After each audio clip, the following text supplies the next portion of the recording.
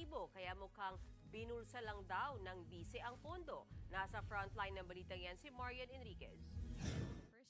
Sa pagpapatuloy ng pagdinig ng komite sa Kamara kung paanong ginastos ng Office of the Vice President at Department of Education ang mahigit 612 million pesos na confidential funds sa pamumuno ni VP Sara Duterte, napuna ang tila mga bogus na resibong ipinasa ng opisina ni VP Sara sa Commission on Audit.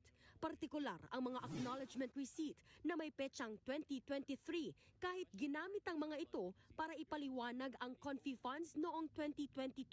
Depensa ng OVP, nagkamali lang sila ng pagsusulat. They said they have inadvertently contained clerical or typographical errors indicating 2023 instead of 2022. Pero hindi yan bumenta sa mga kongresista, lalo't 158 resibo ang mali ang inilagay na taon na nagkakahalaga ng halos 24 million pesos. This was a mistake that was committed after the fact. They were rushing to comply with yung mga butas po na lahat ng COA. So it could also be na these are ARs belatedly prepared. May mga resibo ring may petsang November 2022 kahit December 2022 lang nag-issue ng tseke para sa confidential funds ng OVP. Meron ding mga resibong walang pirma, walang petsa at tila pare-pareho lang ang lumagda na kamukha ng pirma ng isang Assistant Chief of Staff ni VP Sara na si Lemuel Ortonio. Hindi tuloy na iwasang magduda ng ilang kongresista. Dalawang bagay lang ang nangyari. Di ba? Kasi either ibinulsa nung ni VP o ni STO o ginamit sa ibang bagay. Hindi ka panipaniwala, haka-haka o gawa-gawa lamang ang mga proyekto at programang pinaglaanan at ginastusan ng confidential funds. Kumbaga, bogus.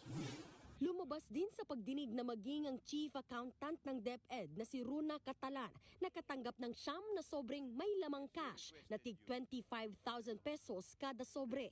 Mula raw ito noong February hanggang September 2023 galing umano sa opisina ni nooy DepEd Secretary Sara Duterte. I was made to understand by ASEC China it is an allowance from the Secretary. Saan po nang galing na pondo ang source of fund nung allowance na binigay sa inyo?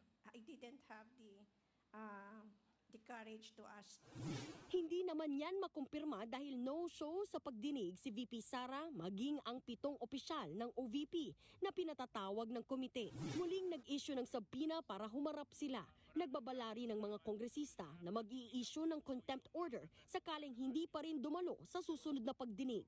Kinumpirma naman sa pagdinig ni Attorney Michael Powan na nagbitiw na siya bilang spokesperson ng bise. Hanggang Disyembre pa dapat ang kanyang kontrata